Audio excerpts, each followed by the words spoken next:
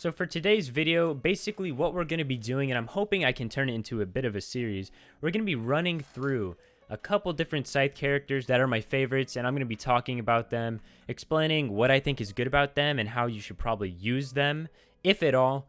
But yeah, let's hop in, and first I think we're going to start off pretty strong and go with Fate.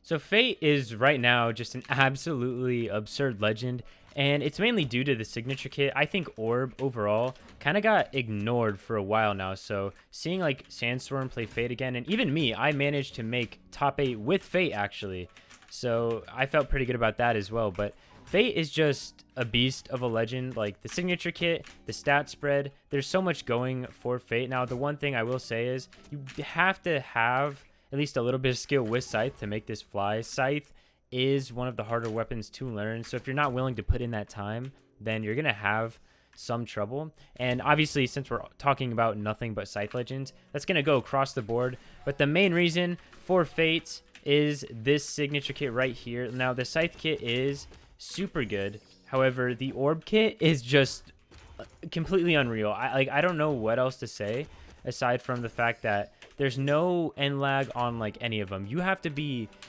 darn near instantaneous with your punishes, which is just ridiculous for a character that some would say the best stance on would be 3 decks. Now, when we talk about stances, for me personally, I really enjoy the defense stance. I've tried running the minus decks before, and I don't think it's bad. It's just I prefer living a little bit longer, and I don't know how much it actually helps, but it does to at least some extent. It's just hard to notice. I feel like when you die, you're not really focused on how much later you died. It's more of like, oh, okay, I'm dead now, you know, next stock. But it does help to some degree. Whereas decks, I mean, decks, you're not really going to notice it at all, but you still may just want that extra defense. However, it does take away from a strength, which I don't think is much of a problem, considering the force on the signatures are just absolutely absurd. And that's actually, that makes me think of something else. The stat spread on Fate, given that she does have pretty high strength or above average strength, you're gonna have a lot easier of a time killing. So that kind of makes up for the fact that you have 2 weapons that on their own aren't really incredible at doing that job. All right, and then a little bit of my setup. I'm using Dark Arts Fate. I think this is the best skin for sure. And if you know me, I usually like to use maybe 1 or 2 colors on my character. So I, as of late, have been using red and white again. Those are my kind of go-to colors. I think, though, this looks super, super clean. And with the Am Scythe and the Asgardian Orb, it's a really clean setup. So the next character, yes, we have to talk about Mordex. Now, my history with Mordex is an interesting one. I think this character is super crazy, but it's weird because I feel like I haven't found the absolute best success I know I could have with a character like him. I've been a big Gauntlet player, and Mordex has both Gauntlets and Scythe. I love Scythe. It's just that I don't know. Maybe he's just not for me, and that really would suck because I think Mordex has the best Scythe kit in the game. To me, he's kind of like Onyx, where Onyx, like some might say Onyx isn't, in theory, the best overall canon character. Not saying I necessarily agree with that, but one thing that is kind of undeniable is that Onyx just straight up has the best canon kit in the game. And that's kind of how I feel about Mordex as well. The Scythe kit just covers so much so well. Each has its own use, and that's not to say that the other SIGs of the other characters don't, but I just really, really like the flow of it. I think one other character, not to go too far off, but I think one other character that could compete with Mordex, however, the stat spread I think is just way, way worse, which does hurt him a little bit, has to be Volkov. I think Volkov is super, super sick. However, for this video, I don't think he's going to make the cut. Oh, do we get a Gimp? All right, little side sig. No side sig, but I think we catch the dodge there. Yeah, and not to mention, it's wild to think that Mordex actually has been nerfed numerous times. Like, Mordex was the start of a bunch of Scythe nerfs and just a bunch of nerfs to himself. Like, it was ridiculous.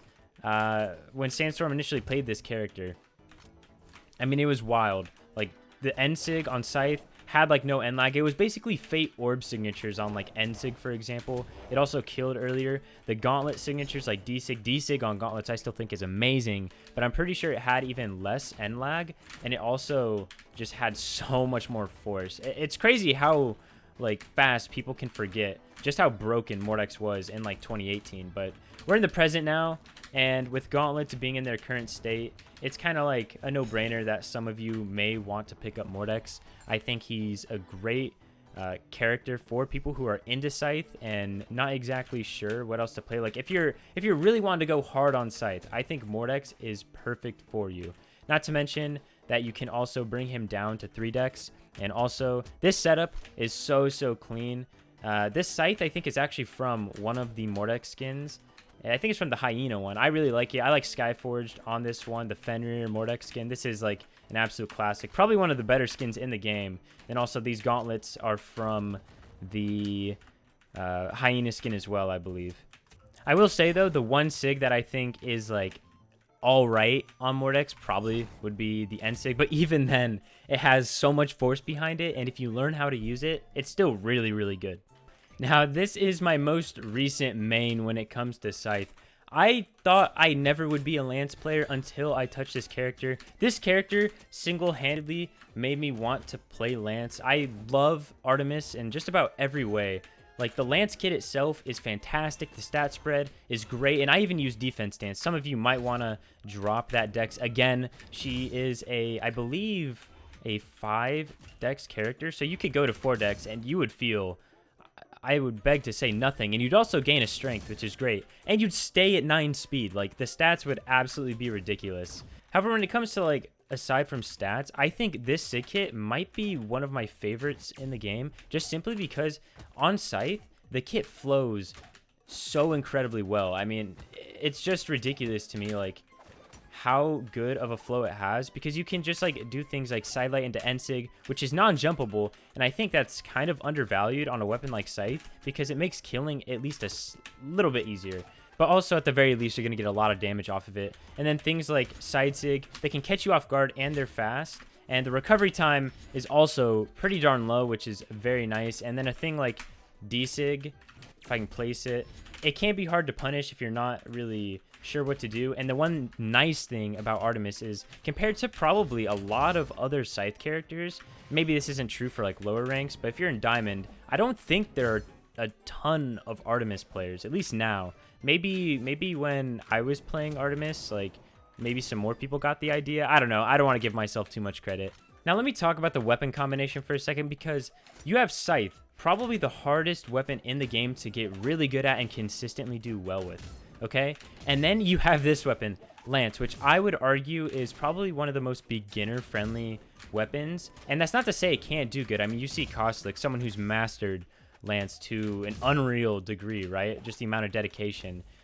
It makes Artemis so much more deadly. Now, I will say, I stopped playing Artemis because part of the reason I liked playing her was the fact that Lance did have that kill confirm, which kind of solved the problems for a lot of Scythe characters, but still should be said that Artemis is very good, and the signature kit alone can make up for that for sure.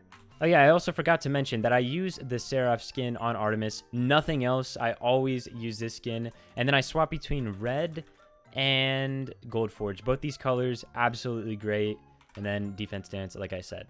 And of course, yes, I obviously have to end with this legend. It would not make sense for me to make this video without ending with this legend, and that would have to be Nyx. No, I'm kidding, guys. It's Jiro, obviously. Gosh, Jiro. I would argue this character is absolutely the worst Scythe character, and that is to not say he isn't viable. It's just the fact that, like, compared to all the other options, he's like Lucian. Why play him right now? And personally, I can't really see a reason. It's not like Scythe is some insane weapon where as long as you have it with you, you're fine, and then you can play some sort of comfort weapon. No, it's not like that at all. However, Jiro does have Sword and Scythe, probably one of the most wanted combos in the game as far as like weapon combinations, and he's kind of a letdown in that department. However, I will say design itself is so cool, and I really do expect to see some sort of change to him at some point. I mean, even if it's not in the next like balance pass, I think at the very least in 2021 early on we might see some Jiro buffs. I just really hope, because I want to get back to playing this character. So as I said, Jiro is like the hardest Scythe character to probably learn, and not even the hardest, but like the worst in my eyes. I would probably say the best way to play him is to really make use of the fact that like things like D-Sig have a lot of range, N-Sig catches people off guard, Side Sig is a little, it's kind of quick in startup, but it still is not the best. And then when it comes to sword, abuse the fact that the sword Sigs do have a lot of force, and sword D-Sig in particular can kill it so early given that it spikes. And if you don't want to engage in like offstage gameplay, you can always throw out a shadow clone, and if you do it max distance, the chances of you getting punished, unless they weapon throw, are just extremely low. Like maybe right here. I mean, this is kind of cheeky. All right, yeah, I figured I wouldn't get there. Another thing to note is that on sword, you can do D-Light into N-Sig and have it only be 1 frame. If you're not sure how to do it, it's kind of similar to doing D-Light into N-Sig on Jala. Same concept, and you basically do that on Jiro. Now, I will say Jiro N-Sig just like raw. You have to be going for such a big read. It's one of those Sigs where if you hit it, you should feel good. You should win the game. You deserve to win the game after you hit that thing, because I think it is so bad in its pickup range, and unless you're catching someone who's just planning on landing on top of you, I think it is pretty garbage. Now, the last thing that I will note on Jiro that I can't really show off is the fact that he has Ser Nair Ser True, I believe, on him, and that is the only Scythe character to have that. So he's one of those cases where Dex actually is kind of useful, and it's kind of a worthwhile trade-off. What makes this nice, though, is the fact that Jiro actually can have a stat put in to defense, and you can keep the Dex the same. So you can still have that true combo, and you won't lose Dex, and you'll gain a defense for losing a strength, which only should help you, I believe. All right, maybe we can catch this guy with the Sig. I wouldn't bank on it. Jiro is a character where you're not really going to bank on like using Sigs. You kind of have to just rely on the fact that you're better than the opponent, and maybe you can get some sort of setups into some good kills. And when it comes to my setup for Jiro, here it is, the Komainu Jiro. Now, I don't know if I pronounced that right. I'm not even going to try correcting myself, but if I didn't, sorry. I used the defense stance, like I said, and then I used the Asgardian Scythe, and right now I'm using the Crypto Blade, which is from a Koji skin. Now, sometimes I will use the Asgardian Sword, and it looks really good with the skin in default color. So this is probably one of my favorite setups in the game right now, and it always has been ever since I started using him. So I hope this video helped some of you guys decide what Scythe character you want to play. If you're planning on maining Scythe, or maybe just narrow down your options if you're just even considering playing it for fun.